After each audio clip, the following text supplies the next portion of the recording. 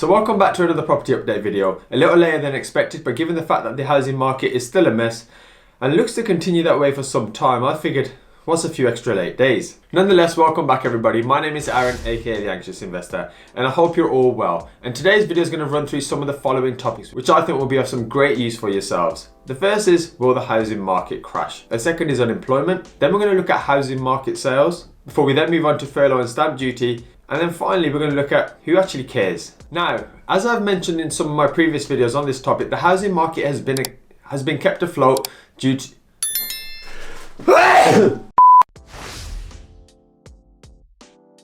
Now, as I mentioned in some of my previous videos on this topic, the housing market has been kept afloat due to government interventions, such as cutting stamp duty, incentivising first-time buyers to jump on the property ladder, along with further increasing furlough until September. But what exactly does that mean? Well, it means that until September, when we know more about whether furlough will be extended again, which essentially has allowed many people to save a lot more money by simply spending less, being cooped up in their homes all year, we could see a significant change in the motivations and buying of what I now see as a very overpriced housing market. You see, I think it's great that people are able to buy properties for the first time, if it's their wish to do so.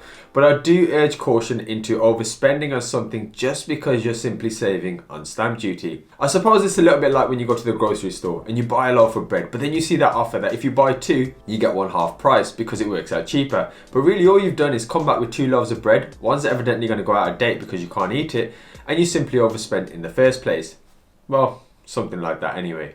Only with houses, it's slightly more expensive. However, if we do not see an extension to furlough, and of course stamp duty, although furlough in my opinion is the one that really holds it down, we will sadly see a further rise in unemployment. And let's talk about unemployment for a while. Now, in March of this year, a paper was released looking at the unemployment rate, age 16 and over. And if you're interested in viewing that, I have put a link down below, because me speaking about it, it's going to get a little boring. But some statistics that you may find useful, which would somewhat support the argument that it could get a lot worse once furlough ends, is that 693,000 fewer people were payrolled in February this year when compared to February in 2020. Now, although we could be sensible in accepting that yes, we've just gone through the craziest period probably in our lifetimes, there's a slight positive in that 68,000 people were payrolled in employment in February when compared with January. So we are moving in the right direction. So although it's worse than last year, it's not as worse as January.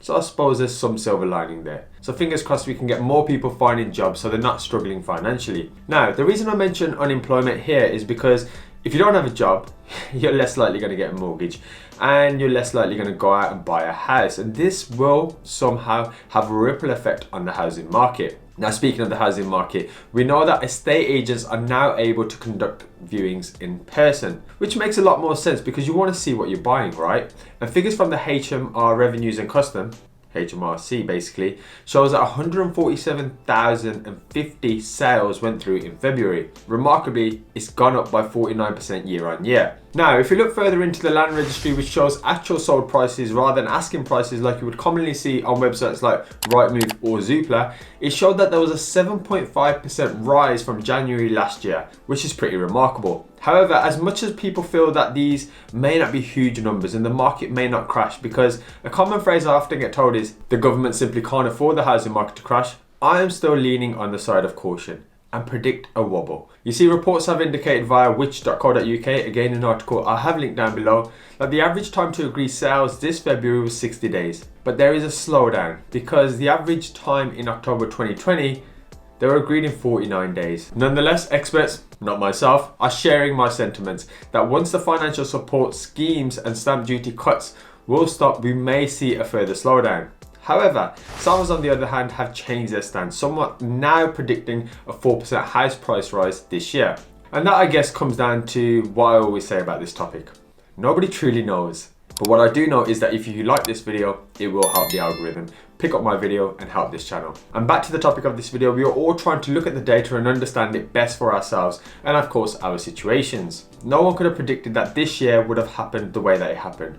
No one could have predicted I'd be on 5,000 subscribers, for God's sake. When the last time I did a video like this, I was sitting on 2,000. So it just really is one of those wacky times where we really can't predict what's going to happen. Moving on, furlough and stamp duty update. So as per my last video, there is no real updates here, but if you're new to the channel, as 3,000 of you are, then you should know that furlough is being extended until the 30th of September 2021, and stamp duty was extended until the end of June. And finally, moving on to who cares? Well, I care, and I kind of don't, but that's a video for another day.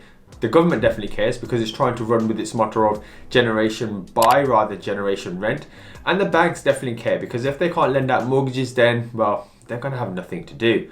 Plus, I feel if you're buying a house or you have 1 or 2 or maybe even 10, then you should definitely care too. Simply for the fact that if you've just purchased something and let's say you've got it fixed on a 2-year mortgage and we hit a slight wobble in the end of this year, depending on how leveraged you are, you could face yourself facing negative equity if we see a large dip, which isn't going to be great for yourselves. Similarly, if you're waiting to buy but hold out and just wait until a dip potentially happens, you could definitely save yourself some instant equity. So a lot of your choices and decisions will have different consequences based on the market. But as I always say, it would be great to hear from you all in the comments below about what you actually think. And I'm always open to hearing your feedback as I'm eager to learn myself. I'm not an expert on this situation. I'm just trying to understand the market and see how that plays out with my particular deals. And so with that, I will now be running a few bloopers for you all to hopefully make you laugh a little bit, if there are any.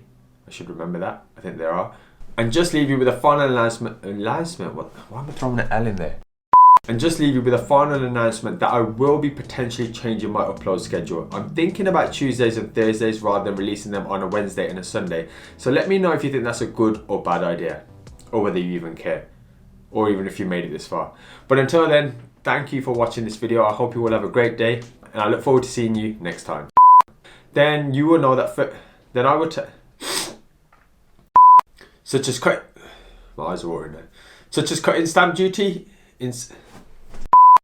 that COVID has and so if you do